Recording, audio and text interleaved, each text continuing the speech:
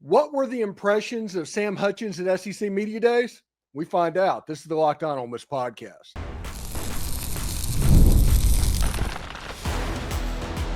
You are Locked On Ole Miss, your daily podcast on the Ole Miss Rebels. Part of the Locked On Podcast Network, your team every day. Welcome to the Locked On Ole Miss podcast. I'm your host, Steven Willis, and we will bring in Sam Hutchens from the Clarion Ledger in just a second to talk about all things SEC Media Days. And thank you for making Locked On Ole Miss your first listen. And please give the show a like, subscribe, or comment on your way out. It costs nothing, but helps the show out a ton. So let's bring in Sam. Sam, you just got done with an amazing media scrum. It popped up all over Twitter. I was trying to figure out where you was. Tell me how is Arch Manning this popular? Well, I mean, he'd tell you himself, and I think maybe the reason he's so popular is kind of his personality, but he'd be the guy to tell you himself, I haven't done a whole lot. It is my last name. So, it comes, I was thinking, any Texas quarterback is going to be one of the most surrounded players. But yeah, I was toward the back.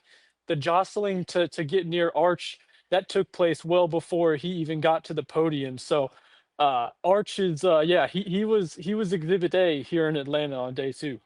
Yeah, if you looked at Steve Sarkisian speaking, you could actually hear people getting up and going over to the Arch table because it was it was weird. It was just bizarre. Steve Sarkisian, he's a great coach. Not he's one of the drier coaches that pops up in SEC Media Days. So, quite a lot of people were interested in what Arch had to say. Okay, so that wasn't the reason you were there. You were there for Ole Miss's day yesterday on SEC Media Days. And listen, I've got a show tomorrow about the media harping consistently about 2024. I did a show today about Lane Kiffin seeming overly comfortable and confident about his roster because he was shooting these little chirps at Hugh Freeze in Mississippi State.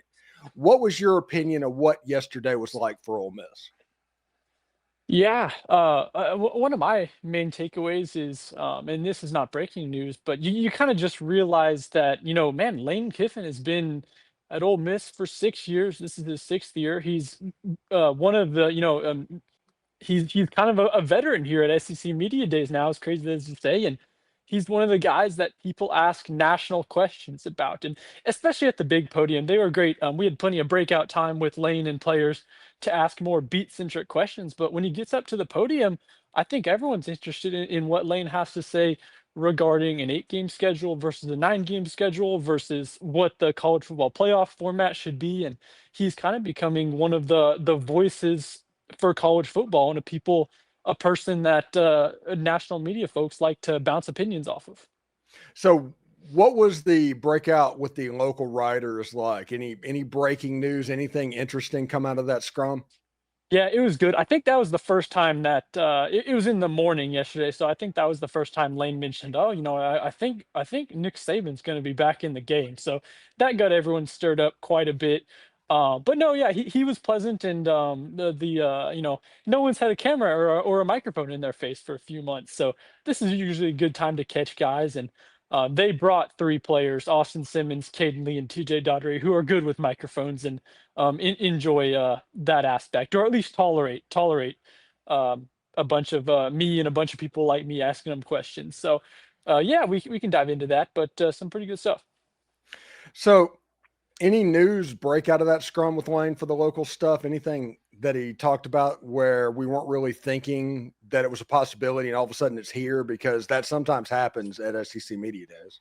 Yeah, nothing huge, really. I guess maybe the Nick Saban stuff, but that's not, Oxford centric. Or I mean, I guess he mentioned, the worst kept secret in Oxford, that Layla's moving back into town. So he kind of confirmed that. But as far as the X's and O's go in between the 52.5 yards, nothing major. He talked about, position groups. You kind of get asked about everyone throughout the course of the day. So, Lane played those cards pretty close to the vest. We didn't hear, oh yeah, Kyron Lacy's been, the guy in for the running back room or anything like that. But that'll come in August. We'll keep those questions coming and hopefully a plan before week 1. Yeah, you're not going to ever get a personnel answer out of Lane. You're not going to ever get a schematic answer out of Lane. It's one of those deals to where you go there to ask questions, but they don't ever really get answered. Yeah, and the expert coaches can navigate that and say, people joke that Greg Sankey got up there for 20 minutes, and of course he's hitting all these national topics as one of maybe, with the Big Ten commissioner, one of the most important people leading this sport, and people joke that, man, Greg Sankey was up there for 20-25 minutes and didn't say a thing. But yeah, we'll with this year, Steven, and there being so many new players. I sort of give, guys like Kiffin the benefit of the doubt, as where in years past when you've had, a roster that you've seen, and maybe the SEC media days in 2007, where there's no transfers, you do have a better idea. But there are a lot of these players getting into town, and you do kind of need these few weeks in July and August to actually figure things out a little bit. Yeah, it's interesting to me. One of the things that I like to consider is people put out rankings all the time going into preseason. I'm no different. You're no different. Everybody does it because lists get clicks. That's just the way that works. But with all of the transfers and Ole Miss getting 60 new players and the same thing happening all around the league, it literally is a crapshoot of guessing which team is going to be good, which team is going to be mid, and which team is going to be bad. Yeah, I like what the Big 12 did. I don't blame them for not wanting to put out a poll, just because it probably did hurt Arizona State last year that they were picked last and no one took them seriously when they kept winning these close games and stuff. So, we kind of know. I almost think that a tier grouping is pretty easy in the SEC. I think we know the absolute cream of the crop being Texas, and you probably throw Georgia and Alabama into that group, and then Ole Miss is in maybe the biggest tier of these teams that have talent, and they could absolutely jump into that top tier, but we're not sure. So Ole Miss is one of those mystery teams, and then you kind of know the bottom teams a little bit too. So when we come back, we're going to ask Sam about Austin Simmons, because his announcement, his introduction to the world was as SEC Media Days. We've all been there, logging on early and waiting forever for concert tickets to go on sale, only to lose your spot for a show you've been dying to see. Live music should be about making memories, not dealing with the stress of ticket shopping. And that is where Game Time comes in. Game Time makes getting concert tickets faster and easier than ever. Prices actually drop as it gets closer to showtime, and you can save up to 60% with their killer last-minute deals. If you're tired of endless scrolling trying to find the best deal, Game Time zone deals pick the best seat in your section for you. Ever wonder what your view would actually look like before you buy? This app shows you a panoramic seat view, so there are no surprises. With Game Time, the price you see is the price you pay. No hidden fees. Worried about what happens if plans change? The Game Time guarantee has your back with cancellation protection and more. So take the guesswork out of buying concert tickets and show tickets with Game Time. Download the Game Time app and create an account, and use the code LOCKEDONCollege, all one word, for $20 off your first purchase. Terms apply. Again, create an account and redeem code LOCKEDONCOLLEGE for $20 off. Download the Game Time app today. Last minute tickets, lowest price guaranteed.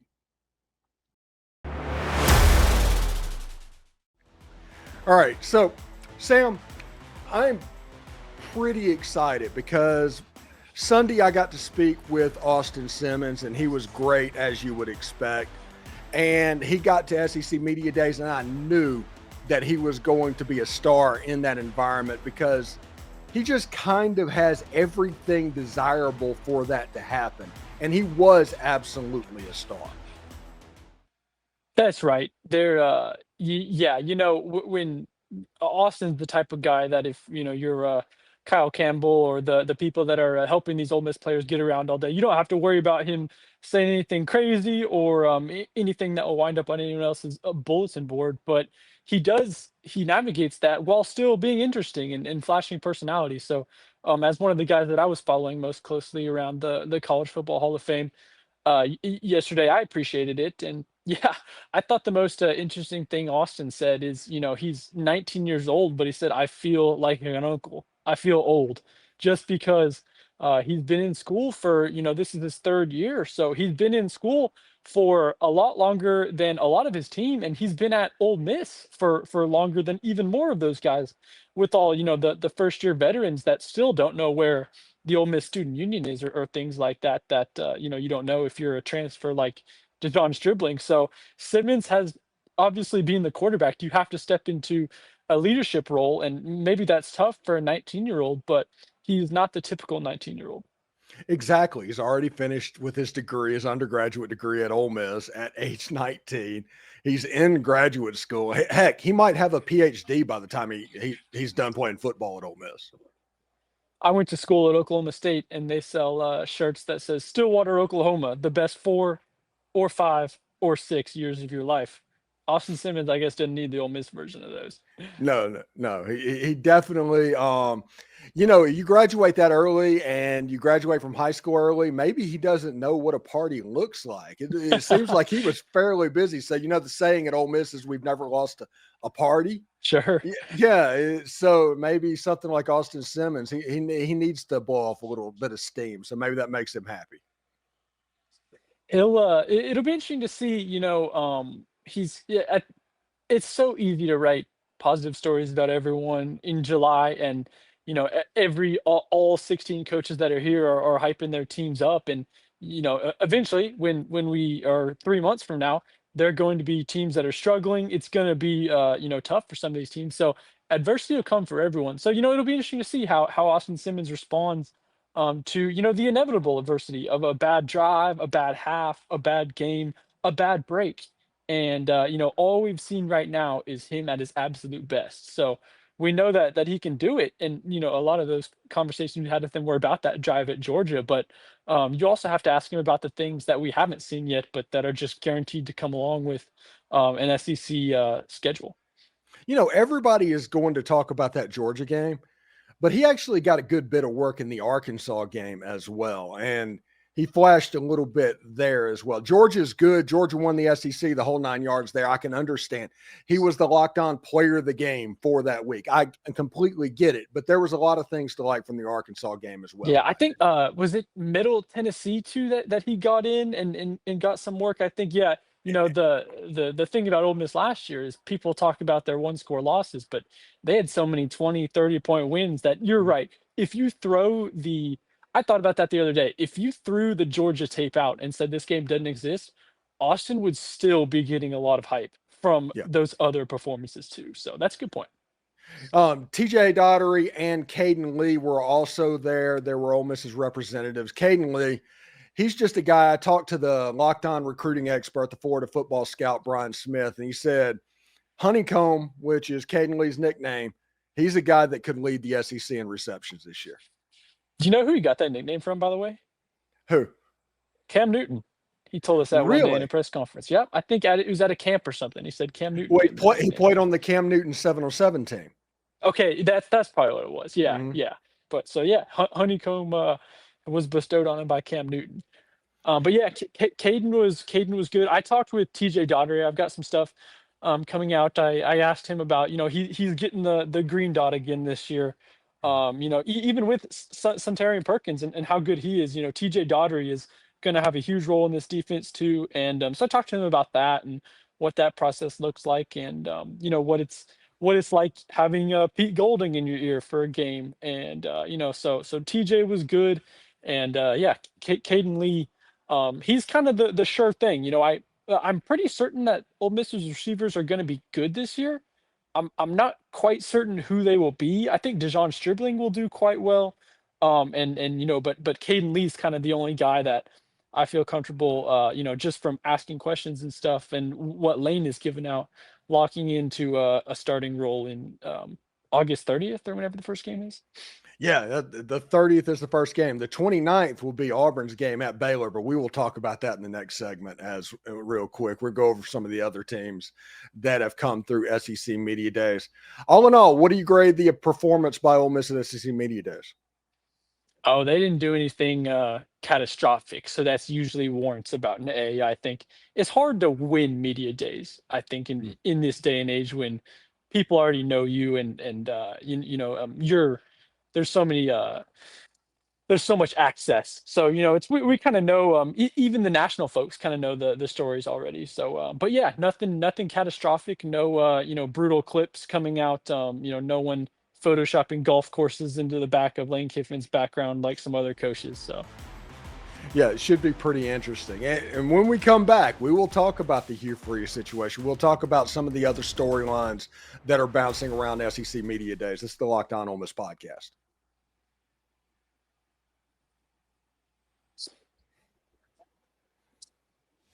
All right, Sam.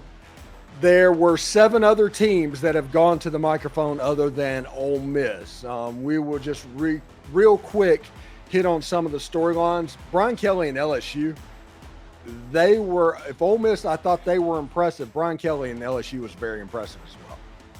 yeah, that's a good point. And I think they went very first. I think the LSU was the first team up. So, kind of everyone's a little sleepy. You get here at 6:30 in the morning, which was rough for the Central timers, especially. But yeah, so Brian Kelly woke everyone up, and Nussmeier was here, and Nussmeier is one of those guys that if you look at the Heisman list, he's all the way up there and stuff. And so yeah, they'll be interesting. They're one of those teams I mentioned earlier.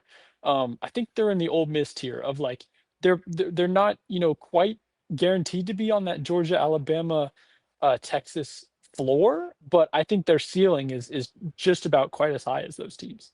Yeah, if you look at the analytics right now, Ole Miss has like a 1 in 3 chance of making the college football playoff this year. LSU is only like 20%. They're 1 in 5.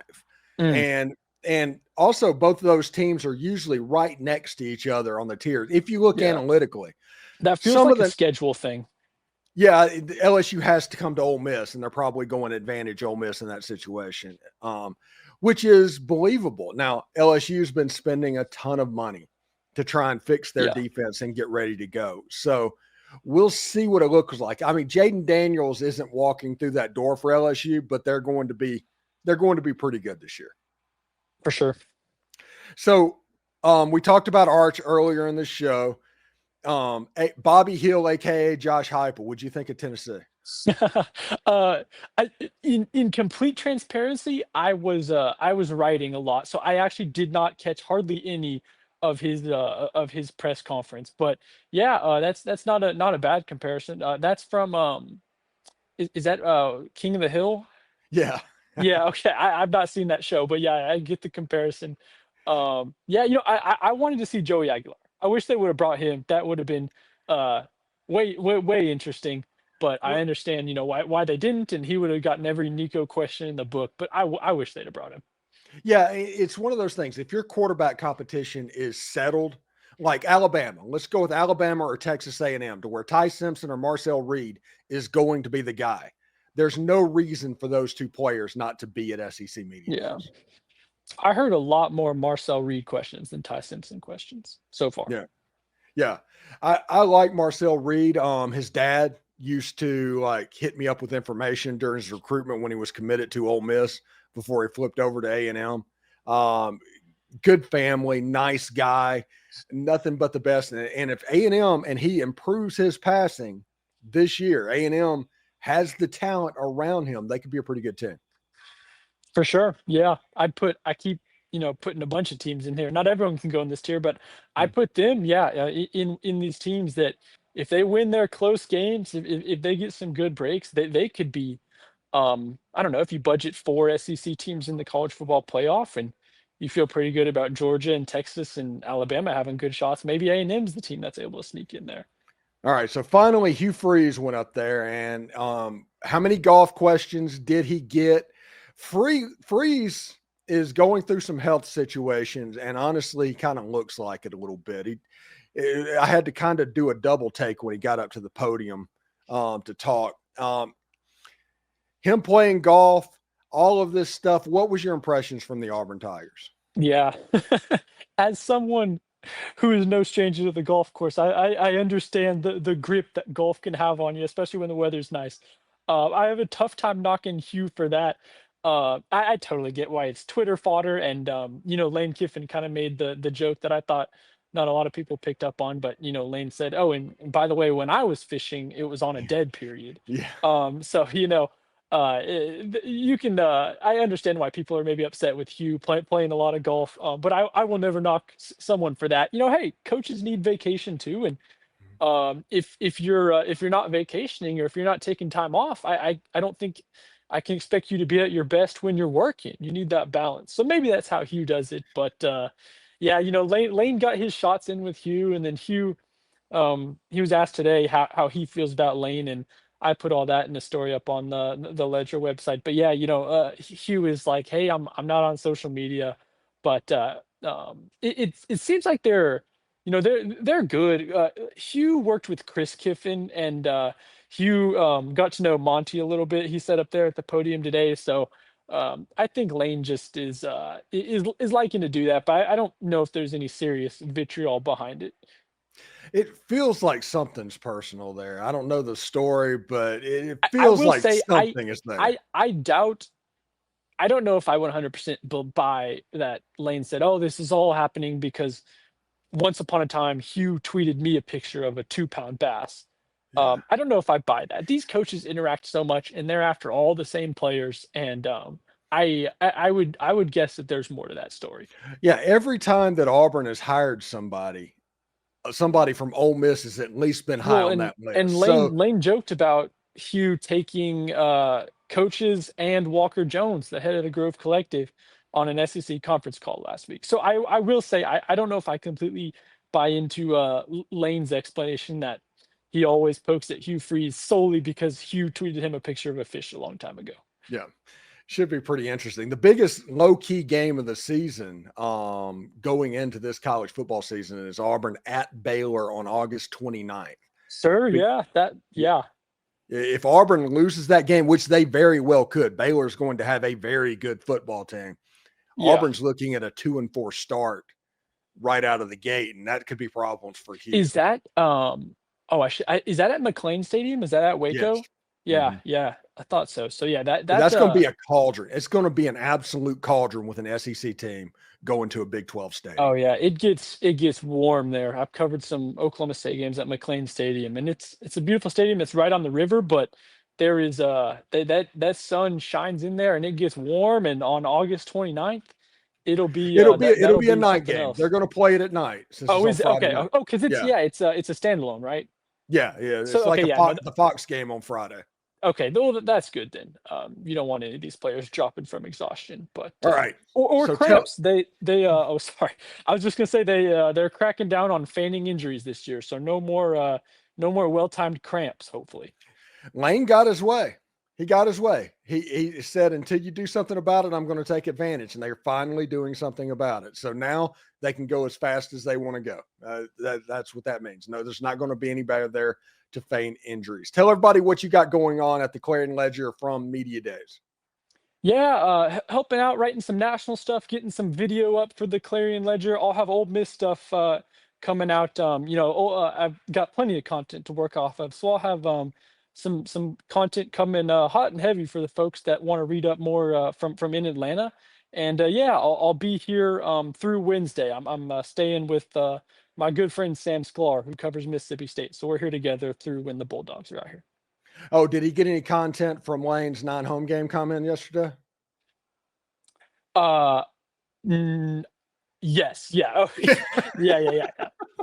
Yeah, I figure Mississippi State fans are going to eat that up a little bit. So Yeah, that's yeah. Lane likes to have some fun. He is not the Sarkeesian go up there and don't insult anyone. So absolutely. Anyway, thank you, Sam, for coming on, and we'll talk to you next week, buddy. all right, Steven. All right, thank you. All right, Sam Hutchens from the Clarion Ledger joining the show, and thank you for making Locked On Ole Miss your go-to source for Ole Miss sports. We pride ourselves on offering the most comprehensive perspectives, which is why we're the front door of Ole Miss. If you don't believe me, go to Google and search Ole Miss Podcast. We're like 80% of the page, so don't forget to subscribe, like, and comment to the show. It is completely free, and it helps us out For your second listen, check out the Portal Show. Brian Smith has the latest rumors, portal entries, and signings. Be the most informed fan in all of the college football landscape. Find the Portal on YouTube or wherever you listen to podcasts. Hotty toddy, everybody. Remember, analytics is just the old English word meaning bad football. We'll see you tomorrow.